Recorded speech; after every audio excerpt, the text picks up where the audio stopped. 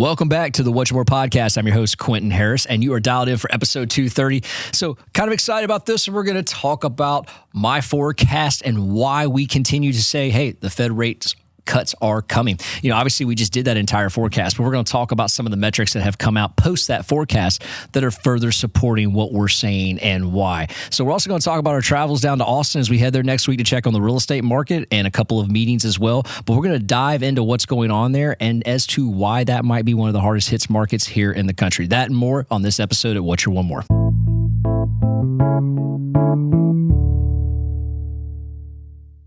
So welcome back. So next week, we take a trip down to Austin for a couple of corporate meetings. And while we're there, we're going to explore the real estate market. We've heard from many of you, and the data suggests that, that's one of those pockets. I always talk about real estate as a whole. And I've mentioned there are pockets in the United States as to maybe have, taken a step backwards or, might be hit. There's no doubt, no arguing that Austin is at the top of that list. And I'm going to go there and have a corporate meeting, talk to some people, but more importantly, I'm going to spend most of the time over the weekend exploring that real estate market and what exactly is going on there and get a feel from the community as to, is it hot? Is it not? Are they expecting a further boom or bust? Or is there opportunity in a market like that gets overlooked in moments of disparity? So I'm pretty excited about that, and I'll report back next week as to what our findings are there. But this episode, I want to talk about jobs over inflation. That was one of the themes of our forecast, jobs over inflation.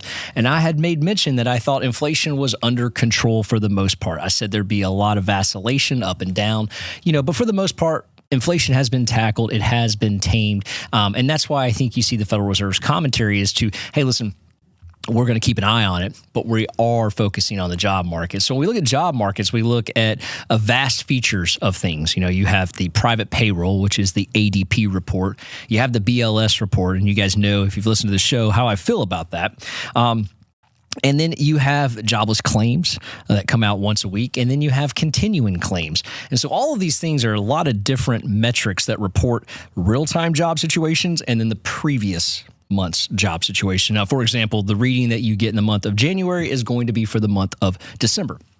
Now, inside of that forecast, I warned that I said, hey, listen, the reading that we're going to get in January is going to be a little better than expected. And the reason I said that was because it's a seasonal situation, meaning that if you think about it, there's probably going to be more jobs in December from a retail standpoint just because of the holidays than there is going to be maybe in the month of January. So my expectation was that we would beat estimates in the month of January, which is what we did. And then my forecast was in February, we're going to see those job reports from January showing those jobs have been taken away and fallen off. Now, during all of that, one of the things that I like to measure is, hey, what do those jobs really look like when the report comes out? Because if your theory is, hey, listen, this is retail job. Now, go back to when you were in your teens. I know that when I was a teenager, one of the easiest times for me to get a job was during the holiday season, that November, December, and you could build up a lot of hours, you could work a lot of overtime, and you could fill gaps that were needed, and hiring was much easier during that process. So if I use that theology, which I believe still holds true in today's market, you're going to see a lot of gaps get filled in jobs. And then the question becomes, are those jobs gone or do they have longevity? And I think we know the answer to that. And so when I get these reports, I kind of like to dive into them. And that's one of the things that we're going to look at today. But again, the jobs over inflation is going to be the key in the Federal Reserve's next move. Now, if you recall, the Federal Reserve says, hey, we're going to make 2 cuts on the year. Again, I called that a head fake. I think that's continuing to hold course here. And I do believe that you're going to get more than 2. I think we're going to get 4, maybe 6 cuts on the year. But again, there's a lot of people that don't agree with me on that. And we'll see where it lands here in January to start. So the thing about the job report that I want to start in on this is that in January, the job report came out for December, and it showed that we beat estimates significantly, by the way, because the seasonal adjustment says we were expecting 160,000 job reports on the BLS report, and we ended up getting 256,000. So this isn't uncommon that the beats happen like that. Typically what happens is markets tend to react to that pretty quickly, right? But what I like to take a look at is in the numbers and devil's in the details. So how can I get down in the weeds of this and take a look at it? So the other thing that came out was unemployment. Now, I talk about unemployment all the time because I think that's the needle mover. If you look at it, we know the Federal Reserve in the most recent meeting said of the 19 voting members, 14 of them said, hey, listen, we're good with unemployment at 4.3. If we get above 4.3, we start to get a little antsy and we need to start making some rate cuts, maybe even some significant rate cuts. The other 5 remaining members said, hey, listen, At 4.5, we're comfortable there. 4.3 doesn't scare us. 4.5, there's an issue. And if it gets to that, we agree too, we need to make significant rate cuts. Well, so how is that unemployment number determined? Well, it's determined by a household survey. We've talked about that numerous times on here. But the unemployment number went from 4.2 to 4.1. Again, I take a look at this and I go, wow, okay, that's gone backwards.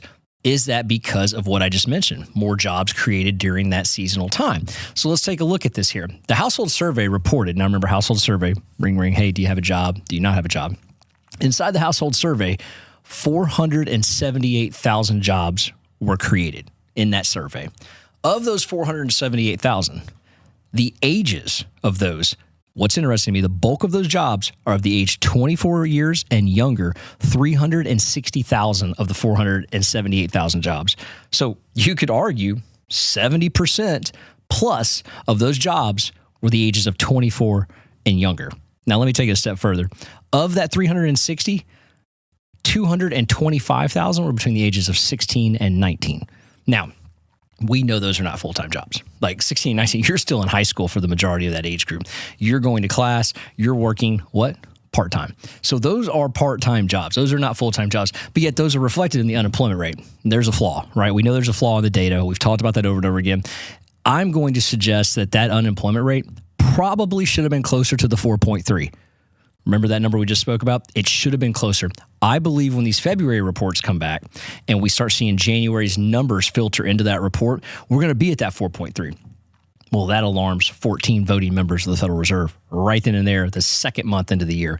This is another reason why I believe the rate cuts are coming sooner than later, and you're going to get more than 2, you're going to get 4. I also believe the unemployment number is not going to miraculously evaporate and come down, because when we take a look at inside these jobs, the part-time versus full-time continues to be very lopsided in the part-time world, not the full-time world. I mean, we already know from the JOLTS reports and we already know from the employment reports that getting a job right now, the duration to get a job is taking longer than it has in quite some time. You could argue maybe historically it's taking longer than it has in the last 20 years.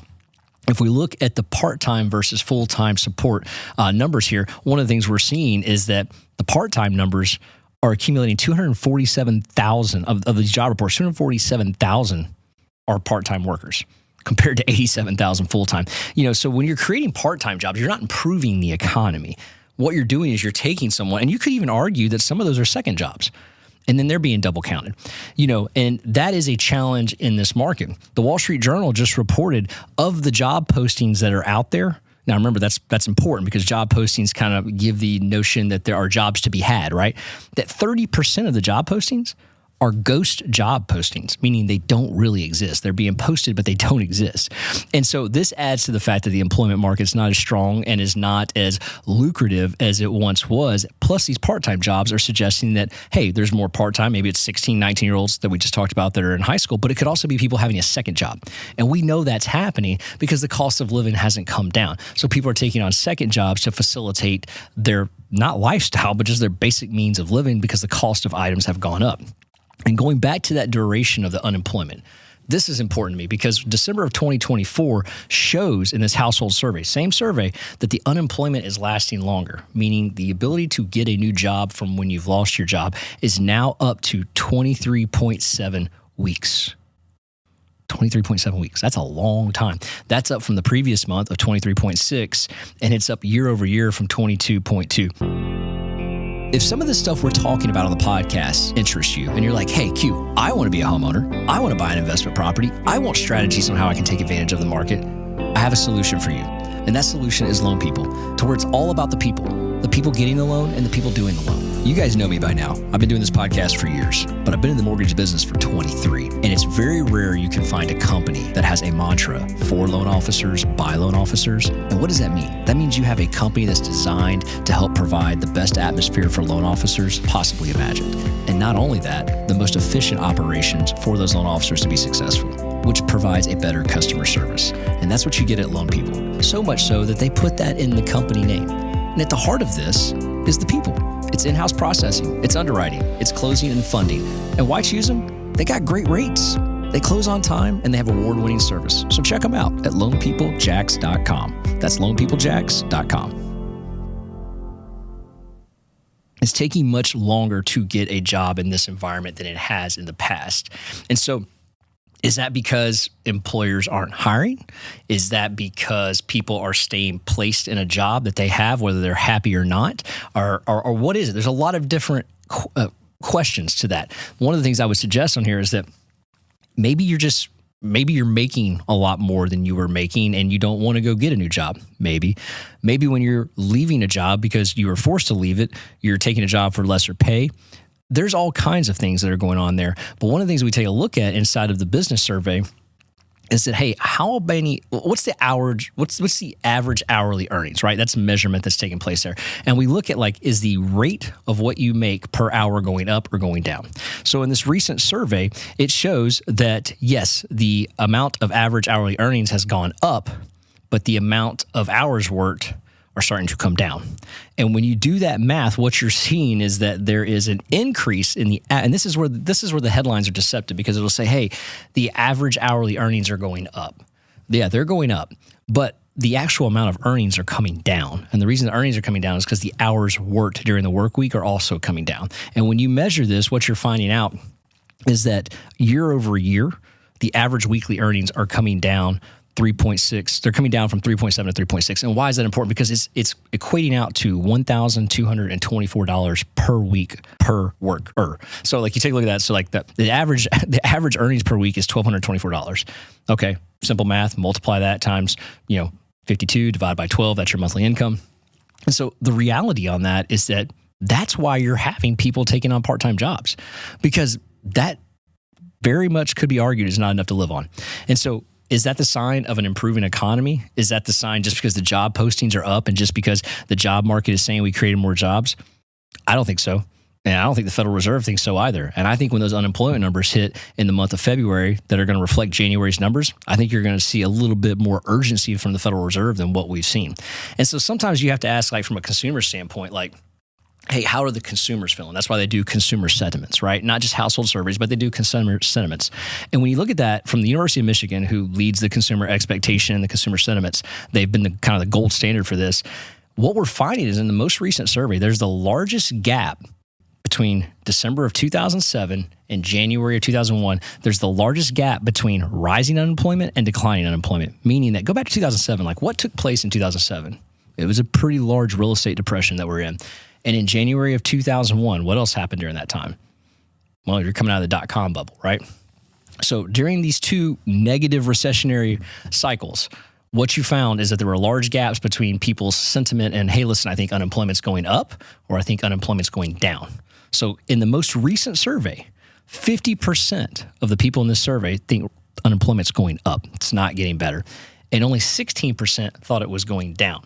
So that's a gap of 34%. That's the largest gap since both of those errors. That tells you from a consumer, when we look at consumer psychology, we talked about that in our forecast. It is so underestimated and vitally important in many different things. Spending habits, the ability to stay put in one job, go look for another, buying housings. I mean, there's a lot of things in that psychology that take place in this consumer. I think we had a guest call it the consumer economic psychological, impact that's going on. This is playing a large gap in that. And so what's playing another larger role in that is media headlines, a lot of confusion, a lot of things that are not being explained, which is what we try to do on this show. And I've talked about a lot of different metrics. I've talked about a lot of different gaps. And I would be remiss if I didn't say, hey, all of these are in our YouTube channel at What's Your One More with the number one. That's at What's Your One More with the number one. But inside of these graphs on here and these things that we're talking about, I'm seeing a red alert over and over again. And that alert is that, hey, listen, we're not just going to have two cuts. We're going to have more than two cuts. And in that forecast video, we talked about why it doesn't take many cuts at all for these rates to start coming down. And we also talked about affordability being a major issue right now. Cost of the product, price in which you finance that product, and then ultimately the income in the household. Well, we just talked about the income. It's going to take rates coming down to create that affordability metric that's there. But let's take just a step back. One of the things in that forecast we talked about was the lack of inventory. We harped on that. Our hearts go out to the people in California and what they're dealing with. That is an awful situation. My wife's from Los Angeles. We have family that lives out there. That is an awful situation. Thank God we have family distance from those fires. But I mean, even if you're distant, you're affected because they shut your power off for a week to help fight the fires. So there's people that have effectively had to leave, even though they're not impacted directly by the fires, but because they don't have electricity. And so there's a lot of things that are impacted by that. But one of the alarming things that are impacted by that is just the sheer housing itself that's no longer there. And that is another impact to the inventory situation out there out west that is going to impact other parts of the country. And you can see it already starting to develop because people are going to say, hey, listen, how am I going to rebuild out here?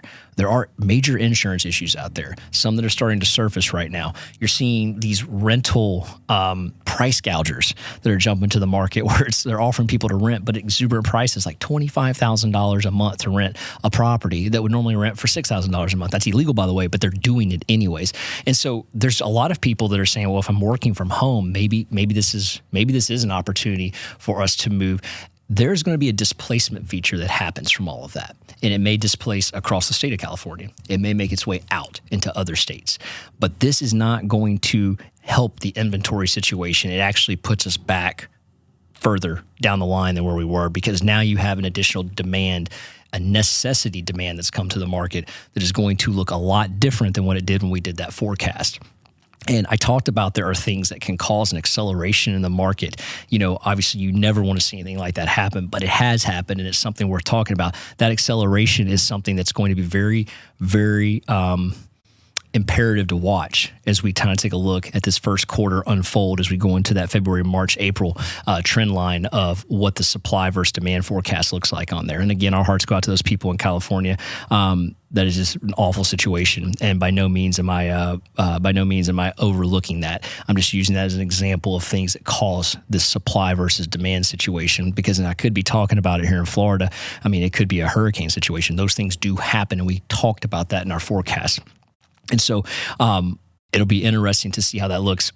I do think that's going to drive prices up further, and we're already seeing it in that rental market, illegally, by the way, in the rental market. But on the actual purchase side of things, I think it's going to actually drive up home prices because you shrunk that supply down even further, and I think that's only going to get worse. Last thing I wanted to hit on was this week we got the Consumer Price Index, also known as the CPI. That's what affects you and I when we go to the grocery store. It's what affects us on our day-to-day purchases. And it was a great warming sign because it actually came down way less than expected. And the markets liked that. The markets were excited to see that. And you're starting to see the rewards not only in the stock market, crypto side of things, but also in the bond market. And we've seen a significant, what I would say, a significant reversal in the bond market for us, which is bleeding down into interest rates, which is a warm, welcome sign.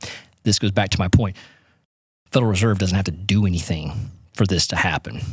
We just have to continue to get the metrics come in and let them facilitate through the system, through the lagging indicators to show us what we already know is happening out there. And the most recent one that we're going to be kind of cheering on here is the CPI as we kind of roll into the Fed's favorite form of inflation in the following weeks here of the PCE. And all signs are pointing towards that coming in favorable as well. Again, the Federal Reserve doesn't do anything. And I will say this, if the Fed pauses in January, that's not a bad thing. It's not a bad thing, but it's coming in February if they pause in January. And I'm not so sure that they will, but if they do, you can bet it's coming in February, and a pause isn't that bad because we talked about consistency would be good for the markets, and it would be a welcome sign with these indicators coming in at the manner in which they're doing. So stay tuned. Lower rates are on the way. Prices are going to be a challenge in real estate. As I said in my forecast, I do think they will continue to go up. There'll be pockets where they don't. One of the reasons that we're going to be talking about that in Austin. But for the majority, it's going to be going up across the United States, and it's something to take a look at. And if you have an opportunity to take advantage of that now before the demand picks up and before the rates drop, furthering demand is something I would consider. Guys, if you like what you're hearing, please share this podcast. If you would, share us on Apple, share us on Spotify, check us out at our YouTube channel at What's Your One More. We love the commentary. Please hit the subscribe button. All of our charts, all of our forecasts will be on there. And want to give a special shout out to our friends over at MBS Highway for all of the graphs that they provided for this episode. Until the next time, we'll see you at What's Your One More. I got one more shot, I'm gonna make it. One more chance, I'm gonna take it. I meant it when I said it, now it's time for me to do it. I got one life to live, so I put my all into it, yeah.